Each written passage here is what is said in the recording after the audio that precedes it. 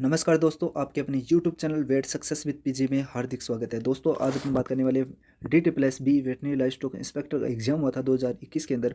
उसका जो cut off है उसके बारे में हम चर्चा करने वाले हैं। अगर चर्चा करें उससे पहले मैं आप लोगों को बता दूं, तो अगर हमारे YouTube चैनल पे आप पहली बार विजिट कर रहे हैं तो इस चैनल को सब्सक्राइब कीजिए।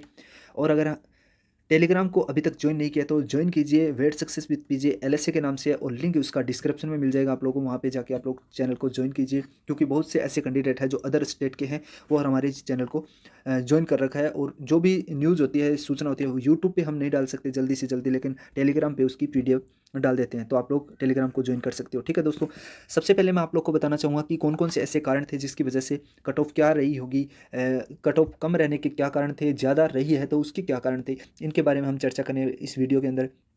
अगर OBC के कैंडिडेट हैं, अदर स्टेट के हैं, तो कौन सी कैटेगरी के अंदर उसको दिल्ली के अंदर शामिल किया जाएगा, UR में शामिल करेंगे या फिर OBC के अंदर ही शामिल करेंगे, उसके बारे में हम चर्चा करने वाले हैं। SC ST के कैंडिडेट है, उनको किस कैटेगरी के अंदर शामिल करेंगे। और EWS जो कैटेगरी है, EWS वो एक नई कैटेगरी बनाई गई है दोस्तों, उसको भी किस में शामिल करें, इसके बारे में विस्तृत रूप से चर्चा करने वाले हैं। तो आप लोग इस वीडियो को देखते रहें और अंत तक देखें। और इसके अंदर जो 5 गुना कैंडिडेट है वो पास किए गए या 10 गुना कैंडिडेट DV के लिए बुलाए जाएंगे, इसके ऊपर हम चर्चा करने वाले हैं। कितने कैंडिडेट यहाँ पे एग्ज़ाम देने आए थे और कितने एग्ज़ाम देने अपेयर हुए हैं, उसके बारे में हम चर्चा करने वाले हैं। एक्सपीरियंस किस प्रकार का होना चाहिए, इसी पे भी हम चर्चा करें इसी वीडियो के अंदर। तो बने रहे हमारे इस यूट्यूब चैनल पे और वीडियो को अंत तक देखें, अपने दोस्तों को शेयर करें। सबसे पहले यहाँ पे देखिए कैटेगरी लिखी गई है, और कैटेगरी के आगे एप्लीकेशन फॉर्म, टोटल फॉर्म कितने आए थे, और पर पोस्ट रेशियो कितना है पर कैंडिडेट का, यानी पोस्ट के अकॉर्डिंग कितने कैंडिडेट एक पोस्ट के ऊपर एलिजिबल होने वाले यानी बैठने वाले हैं, और कितने कैंडिडेट हैं जो एक पोस्ट को क्वालिफाई करने वाले हैं। अब यहाँ पे देखिए दोस्तों, UR जो कैटेगरी है, UR कैटेगरी में 1418 से जो फॉर्म है, एप्लीकेशन फॉर्म आए थे UR कैटेगरी के अंदर। तो UR के अंदर कितनी पोस्ट है उसके अकॉर्डिंग यहाँ पे 50 कैंडिडेट UR के बैठने वाले हैं। और यहाँ पे आप लोगों को मैं बताना चाहूँगा कि 28 पोस्टें थी, 28 यहाँ पे पोस्टें थी UR कैटेगरी की। तो 28 इंटू 50 करेंगे, 1418 जो कैंडिडेट हैं वो यहाँ पे आए थे। और यहाँ पे इंपॉर्टेंट बात ये है कि जो UR कैटेगरी में कौन कौन शामिल होने वाले हैं, इसके बारे में हम जानने वाले इसी वीडियो के अंदर। तो सबसे पहले UR कैटेगरी में जो दिल्ली के रहने वाले हैं, दिल्ली के UR कैटेगरी के जो कैंडिडेट है वो इसमें शामिल होंगे। और अदर स्टेट के जितने भी कैंडिडेट है जो OBC में हैं और UR में हैं, यानी जनरल और UR के अदर स्टेट के कैंडिडेट और दिल्ली के UR के कैंडिडेट दोनों किसी में शामिल होने वाले, UR कैटेगरी के अंदर शामिल होने वाले हैं। ठीक है दोस्तों, तो आप लोग अगर OBC से हो और दिल्ली के अलावा किसी भी स्टेट से हो, जैसे राजस्थान, हरियाणा, UP, बिहार या MP या किसी अन्य स्टेट से हो, तो आप जनरल में काउंट किए जाओगे। और अगर OBC या जनरल किसी कैटेगरी में हो तो भी OBC के अंदर ही UR के अंदर ही काउंट किए जाओगे। और अगर आप लोग दिल्ली UR कैटेगरी से हो तो आप लोग UR के अंदर ही काउंट किए जाओगे। ठीक है दोस्तों, उसके बाद में बात कर लेते हैं OBC कैंडिडेट हैं। तो OBC कैंडिडेट है वो दिल्ली के ही रहने वाले होने चाहिए। दिल्ली के जो पर्सनल जो कैंडिडेट हैं उनको ही OBC के अंदर काउंट किया जाएगा। ठीक है, ये बात ध्यान रखना आप लोग। और उसके अंदर 436 जो एप्लीकेशन फॉर्म आए हैं, और पर पोस्ट के लिए 16 कैंडिडेट आए हैं। यहाँ पे आप लोग को मैं बता दूँ 26 पोस्टें थी, यानी टोटल जो OBC की जो पोस्टें हैं वो 26 पोस्टें थी, और जनरल की 28 पोस्टें थी। ठीक है दोस्तों, उसके बाद में बात कर लेते हैं SC जो कैंडिडेट हैं वो किसी भी स्टेट के हो, चाहे दिल्ली के हो या अदर स्टेट के हो, SC में ही काउंट किए जाएंगे। ठीक है, उसमें 438 फॉर्म भरे गए थे और 43 कैंडिडेट पर पोस्ट पे था, और टोटल जो पोस्ट है वो 10 पोस्टें थी। ठीक है, उसके बाद में ST की बात करते हैं। ST में ही SC के अकॉर्डिंग ये सिस्टम है कि अदर स्टेट का कैंडिडेट है वो भी ST के अंदर ही जो भी रिजर्वेशन अदर स्टेट के अंदर उसको मिलता है, वही दिल्ली के अंदर भी उसको रिजर्वेशन मिलने वाला है। ठीक है, उसमें 116 पोस्ट फॉर्म भरे गए थे, और पर पोस्ट के ऊपर 16 कैंडिडेट का उसका कंपटीशन था। टोटल पोस्टों की बात करते हैं तो ST के अंदर 7 पोस्टें थी। उसके बाद में बात कर लेते हैं EWS की। EWS के अंदर ये नई कैटेगरी बनाई गई है दोस्तों, इसके बारे में हम जानकारी लेंगे। लेकिन यहाँ पे आप लोगों को बता देता हूँ 150 फॉर्म भरे गए थे EWS कैटेगरी से, और उसमें 21 कैंडिडेट एक पोस्ट के ऊपर था। टोटल जो पोस्टें थी वो 7 पोस्टें थी, ठीक है। यहाँ पे एक इंपॉर्टेंट बात ये ध्यान रखना है कि यहाँ 28 पोस्टें थी, वो जनरल कैटेगरी थी। ओबीसी कैटेगरी 26 पोस्टें थी, और जो एससी है उसकी 10 पोस्टें थी, एसटी की 7 पोस्टें और ईडब्ल्यूएस की भी 7 पोस्टें थी, ठीक है दोस्तों। यहाँ पे आप लोगों को बताता हूँ कि 2020 के अंदर एक नियम निकल के आया था, एक रूल आया था, एक नोटिफिकेशन आया था DSSB की तरफ से। उनमें ऐसा कोई मेंशन नहीं किया हुआ है कि अदर स्टेट वालों को ईडब्ल्यूएस में शामिल किया जाएगा या फिर नहीं किया जाएगा। तो यहाँ पे ये नया रूल है, तो इसके बारे में हम ज़्यादा कुछ नहीं बोल सकते, लेकिन अभी तक जो सामने आया है, जो भी डिटेल सामने आई है, उसमें उसके अकॉर्डिंग मैं आप लोगों को बताना चाहूँगा कि आप लोग को ईडब्ल्यूएस कैटेगरी के अंदर ही शामिल किया जाएगा, चाहे किसी भी स्टेट से हो। अगर दिल्ली के अलावा किसी भी अन्य स्टेट से हो तो भी आपको ईडब्ल्यूएस के अंदर ही शामिल किया जाएगा। और पर कैंडिडेट का जो कंपटीशन था वो 21 पोस्ट, एक पोस्टों पे 21 कैंडिडेट का था। अब बात कर लेते हैं टोटल जो पोस्टें थी, उस टोटल पोस्टों के अकॉर्डिंग बात करें तो 2558 पोस्ट एप्लीकेशन फॉर्म भरे गए थे टोटल, और 32 कैंडिडेट पर पोस्ट के अकॉर्डिंग यहाँ पे है। यानी एक पोस्ट के ऊपर आप लोग 2528 जो जितने भी एप्लीकेशन फॉर्म भरे गए थे, उसमें 32 जो कैंडिडेट है वो एक पोस्ट के लिए कंपटीशन था, ठीक है दोस्तों। तो ज़्यादा कंपटीशन नहीं था। उसके बाद में मैं आप लोगों को बता देता हूँ, जो कोरोना काल था इसकी वजह से 50% ही कैंडिडेट क्या हुए हैं, एग्ज़ाम देने गए हैं। तो आप लोग सोच सकते हो, यानी 1250 लगभग कैंडिडेट, यानी मान के चलिए 1500 कैंडिडेट ने यहाँ पे एग्ज़ाम देने गए थे। इसके कारण क्या थे दोस्तों, उसके बारे में हम चर्चा करने वाले इसी वीडियो के अंदर। तो सबसे पहले मैं आप लोगों को बता देता हूँ उसके कारण कौन कौन से ऐसे कारण थे जिसकी वजह से जो मेरिट है वो कम रह सकती है। पहला जो कारण था दोस्तों, इंपॉर्टेंट कारण है, और आप लोग गौर करना इस कारण के ऊपर। पहला जो कारण था लॉकडाउन। लॉकडाउन आप लोगों को पता है कि सभी स्टेटों के अंदर, या फिर दिल्ली की पर्सनल दिल्ली की बात करते हैं तो दिल्ली के अंदर भी क्या था, लॉकडाउन चालू था। लेकिन एग्जाम देने वाले जितने भी कैंडिडेट थे, एग्जाम देने वाले कैंडिडेट थे, उनको केवल उनको ही छूट थी। चाहे वो सिटी बस की बात करें, चाहे मेट्रो ट्रेन की बात करें, या कहीं भी कोई भी सिस्टम हो, उसके अंदर एग्जाम देने वाले कैंडिडेटों को ही ओनली छूट थी, बाकी किसी को छूट नहीं। तो इसमें कम बच्चे जाने की संभावना थी, ठीक है दोस्तों। दूसरा जो कारण था दोस्तों, दूसरा इंपॉर्टेंट कारण है एग्जाम कंपटीशन बेस, यानी कंप्यूटर बेस होने के कारण। एग्जाम क्या था, कंप्यूटर कंप्यूटर बेस होने के कारण। अब आप लोग बोलोगे कंप्यूटर बेस होगा तो फिर क्या होगा इससे, तो यहाँ पे आप लोग को मैं बताना चाहूँगा, जो कंप्यूटर बेस एग्जाम था पहले, जो राजस्थान या फिर हरियाणा के कैंडिडेट हैं, या फिर और अन्य स्टेट के कंप्यूटर, वहाँ पे जो कंप्यूटर बेस एग्जाम है वो नहीं होता है दोस्तों। अगर खास तौर से बात करें हम वेटरनरी लाइफ स्टॉक इंस्पेक्टर या पशुधन सहायक की बात करते हैं, ऐसा एग्जाम कभी भी ऑनलाइन नहीं हुआ है। तो ये भी एक नेगेटिव पॉइंट था अन्य बच्चों के लिए, ठीक है।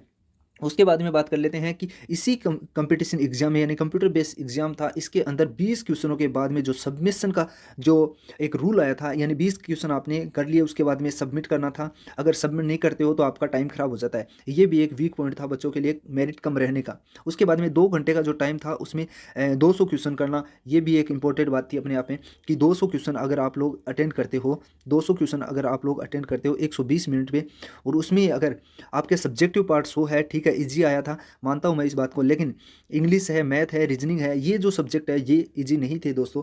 उसके बाद में अगर बात कर लेते हैं नेक्स्ट, अचानक एग्जाम डेट थी वो आ गई थी, अचानक एग्जाम डेट आने के कारण भी ऐसा हो चुका था, क्योंकि होली के टाइम, होली के से 2 या 3 दिन पहले एग्ज़ाम डेट आई थी। तो बच्चे ये सोच रहे थे कि एग्ज़ाम होगा नहीं होगा, संशय में थे, क्योंकि सभी जगह लॉकडाउन था। इसकी वजह से अचानक एग्ज़ाम डेट आने के कारण भी यहाँ पे मेरिट जो है वो कम रहने के पूरे चांस थे। सभी, ये भी इंपॉर्टेंट बात है कि सभी कैंडिडेट, जितने भी कैंडिडेट थे, यानी मान के चलिए 1500 कैंडिडेट थे जिन्होंने एग्जाम दिया था, और 1500 कैंडिडेटों में से सभी कैंडिडेट पास होंगे, ये इंपॉर्टेंट बात है कि सभी कैंडिडेट पास नहीं होंगे, ये भी एक अपने आप में फैक्टर है। तो यहाँ पे अगर जो कैंडिडेट पास होने वाले हैं, चाहे सेम कैटेगरी में, अदर कैटेगरी में हो, किसी भी कैटेगरी में हो, तो ये भी एक जो मेरिट कम रहने का पूरा महत्वपूर्ण कारण था, ठीक है दोस्तों। इस बात में हमने बात कर ली है। उसके बाद में कुछ इंपॉर्टेंट बात हम करने वाले हैं, उससे पहले मैं आप लोगों को बता देता हूँ कि कट ऑफ कितने रहने वाली है। तो यहाँ पे देखिए कितने मार्क्स चाहिए, और कौन सी कैटेगरी को कितने मार्क्स चाहिए, और कितने मार्क्स अगर आपके हैं तो आप लोग डॉक्यूमेंट के लिए एलिजिबल हो, और या फिर कितने मार्क्स आपको सेलेक्ट करवाएगा। यहाँ पे देखिए दोस्तों, एक इंपॉर्टेंट और बात है कि यहाँ पे 1 ईयर एक्सपीरियंस चाहिए। अगर तो सबसे पहले मैं आप लोग को बताऊंगा, 1 साल का अगर एक्सपीरियंस आपके पास है तो आप लोग इसमें एलिजिबल हो, और इसमें कट ऑफ बहुत ही कम रहने वाली है, क्योंकि दोस्तों 1 साल का एक्सपीरियंस कम ही बच्चों के पास होता है, और होगा तो वही कोई ऑर्गेनाइजेशन, कौन सा ऑर्गेनाइजेशन है और किस में वैलिड मानेंगे या नहीं मानेंगे, वो भी इंपॉर्टेंट बात है। तो इसमें कट ऑफ बहुत ही कम रहने वाली है। चाहे सब्जेक्टिव जो पार्ट है वो ईजी है, मान लीजिए बात ईजी है, लेकिन जो अदर जो 100 क्वेश्चन थे वो ईजी नहीं थे दोस्तों। खासतौर से बात करें वेटरनरी लाइफ स्टॉक इंस्पेक्टर की तैयारी करने वाले कैंडिडेटों के लिए, ठीक है। तो ये ईजी था, ये ईजी नहीं था। तो इन इन 2 पार्टों के अंदर मैक्सिमम जो कट ऑफ है वो कितनी रहने वाली है, इसके ऊपर हम चर्चा करने वाले हैं। और इम्पोर्टेंट बात ये है कि जो 78 पोस्टें थी, उस 78 पोस्टों में एक्सपीरियंस वाली जितनी भी पोस्टें होती है दोस्तों, उसमें 5 टाइम या फिर 10 टाइम, 5 टाइम या 10 टाइम कैंडिडेटों को पास किया जाता है। मैक्सिमम जो जो है डीएसएसबी का एग्जाम हुआ था उसमें 5 टाइम कैंडिडेटों को पास किया जाता है, यानी अगर 5 गुना पास करते हैं कैंडिडेटों को तो 390 कैंडिडेट टोटल होते हैं, और अगर 10 गुना करते हैं तो 780 कैंडिडेट यहाँ पे पास होते हैं। तो हम बात कर लेते हैं 5 गुना जो कैंडिडेट है उसके अकॉर्डिंग बात करेंगे। ये जो मेरिट है वो 5 गुना कैंडिडेटों के अकॉर्डिंग बनाई गई है। और आप लोग कमेंट बॉक्स में कमेंट करके बताना कि ये वीडियो आप लोग को कैसा लगा, और कोई अन्य सुझाव है तो भी आप लोग इस वीडियो के कमेंट बॉक्स में कमेंट करिए, और आपके कोई भी क्वेश्चन है, क्वेरी है, तो आप लोग कमेंट कर सकते हो, अपने दोस्तों में शेयर कीजिए। यहाँ पे देखिए दोस्तों, सबसे पहले आप लोग को बता देता हूँ, जो मेरिट हमने बनाई है वो किस आधार पे बनाई है कि 5 गुना जो कैंडिडेट है वो पास करने के बाद में जो मैक्सिमम जो मेरिट है वो क्या रहने वाली है, इस पे हम चर्चा करने वाले हैं। तो सबसे पहले यहाँ पे देखिए दोस्तों, कैटेगरी लिखाया गया है यहाँ पे UR category, OBC only Delhi के कैंडिडेट लिखा है, एससी एसटी और ईडब्ल्यूएस। अब मिनिमम मार्क्स की बात करते हैं, कितने मार्क्स कौन से कैंडिडेटों को चाहिए। तो यूआर जो कैटेगरी है उसमें 80 क्वेश्चंस, अगर आपके 80 क्वेश्चन सही है, 200 में से 80 क्वेश्चन सही है तो आप लोग इसके लिए एलिजिबल होंगे। सबसे पहली बात है एलिजिबिलिटी की, कि आपके 80 क्वेश्चन तो नेगेटिव निकाल के ही 80 क्वेश्चन 200 में से सही होने चाहिए। ठीक है दोस्तों, उसके बाद में अगर ओबीसी ओनली दिल्ली के कैंडिडेट हो तो आपको 200 में से 70 क्वेश्चन तो आपके सही होने चाहिए। यहाँ पे अगर ओबीसी अदर स्टेट के हैं, यूआर अदर स्टेट के हैं, तो आप लोग यूआर कैटेगरी के अंदर यानी जनरल कैटेगरी के अंदर ही काउंट किए जाओगे। उसके बाद में एससी जो कैंडिडेट है वो किसी भी स्टेट के हो, उसको 200 में से 60 नंबर लाने आवश्यक है। उसके बाद में एससी जो एसटी कैंडिडेट है उसको भी 200 में से 60 नंबर लाने आवश्यक है, और ईडब्ल्यूएस है उसको भी 200 में से 70 नंबर लाने आवश्यक है। ये आपने एक क्राइटेरिया देख लिया होगा, इतने मिनिमम मार्क्स आपके होने चाहिए। इससे कम अगर मार्क्स है तो आप लोग वहाँ पे एलिजिबल नहीं हो, यानी निकाल दिए जाओगे बाहर। उसके बाद में हम बात कर लेते हैं दोस्तों, देखिए मेल कैंडिडेट है जो यूआर कैटेगरी का है, यहाँ पे आप लोगों ने समझ लिया होगा कि 200 में से आपके इतने मार्क्स आने चाहिए। उसके बाद में हम बात करेंगे कि मेल जो कैटेगरी है उसके अंदर कौन सी कैटेगरी के अंदर कितने मार्क्स होने चाहिए। यहाँ पे देखिए यूआर कैटेगरी की बात करते हैं, मेल्स की बात करते हैं, तो मेल्स के अंदर अगर 95 यानी 95 से 105 नंबर आपके बन रहे हैं तो आप लोग डीवी के लिए एलिजिबल हो, बेशर्त ये है कि आपके पास एक्सपीरियंस होना चाहिए। अगर एक्सपीरियंस नहीं है तो आप लोग बाहर निकल सकते हो वहीं पे। और मैक्सिमम जो सिलेक्टेड जो मेरिट है वो 105 प्लस रहने वाली है दोस्तों, इससे कम नहीं रहने वाली है, ये बात आप ध्यान रखना। फाइनल जो मेरिट है वो 105 प्लस रहने वाली है। ठीक है, उसके बाद में बात कर लेते हैं ओबीसी जो कैंडिडेट है वो दिल्ली के रहने वाले हैं, उसकी बात करें हम तो 80 से 90 अगर नंबर जिसी के क्वेश्चन सही हो रहे हैं किसी भी कैंडिडेट के, तो आप लोग डीवी के लिए तैयार हो जाइए, अपने डॉक्यूमेंट तैयार कर लीजिए। और 95 अगर 95 प्लस आपके मार्क्स बन रहे हैं तो आप लोग इसमें एलिजिबल हो जाओगे, फाइनल सेलेक्ट हो सकते हो। ठीक है दोस्तों, उसके बाद में बात करते हैं एससी कैटेगरीज की, तो 65 से 75 नंबर आपके बन रहे हैं एससी कैंडिडेटों के, तो आप लोग डीवी के लिए बुलाया जा सकता है, क्योंकि 5 गुना और एक 10 गुना का यहाँ पे फॉर्मूला चल रहा है कि 5 गुना बुलाएंगे तो भी बुला सकते हैं, 10 गुना बुलाएंगे तो बुलाने हैं। ठीक है दोस्तों, तो यहाँ पे 80 नंबर प्लस है तो आपके सेलेक्ट होने के चांस है। एसटी की बात करते हैं तो 70 प्लस वालों को डीवी के लिए बुलाया जाएगा, 80 प्लस आपके हैं तो आप लोग सेलेक्ट हो, फाइनल सेलेक्ट। उसके बाद में ईडब्ल्यूएस की बात करते हैं, ईडब्ल्यूएस में अगर 85 प्लस हैं आपके मार्क्स से, 85 से 90 हैं आपके मार्क्स से, तो आप लोग को डीवी के लिए बुलाया जाएगा। और 97 प्लस यानी 100 प्लस है आपके, तो आप लोग फाइनली सेलेक्ट हो। अगर बात करते हैं महिलाओं की बात करते हैं तो यहाँ फीमेल्स की बात करते हैं 80 से 90 अगर यूआर कैटेगरी है तो आप लोग को डीवी के बुलाया जाएगा। और जो भी कैंडिडेट महिला कैंडिडेट है उनको डीवी के लिए बुलाया जाता है और उसके पास एक्सपीरियंस होता है तो उसका सिलेक्शन होना श्योर है, 101% श्योर है। ठीक है दोस्तों, उसके बाद में बात करते हैं दिल्ली ओबीसी की जो कैंडिडेट है, महिला कैंडिडेट 70 से 75 मार्क्स है जिसके भी उसको डीवी के लिए बुलाया जाएगा। और डीवी में जो सिलेक्शन होगा या एलिजिबल होगी उसकी संभावना है 101% कि वो सिलेक्ट होगी। एससी की और कैंडिडेट जो महिला कैंडिडेट है वो अपने डॉक्यूमेंट तैयार रखे, अगर एक्सपीरियंस सर्टिफिकेट नहीं है तो बनवा लीजिए। अगर किस प्रकार से बनाना है इसके लिए हम अलग से एक्सपीरियंस पे एक वीडियो लाने वाले हैं।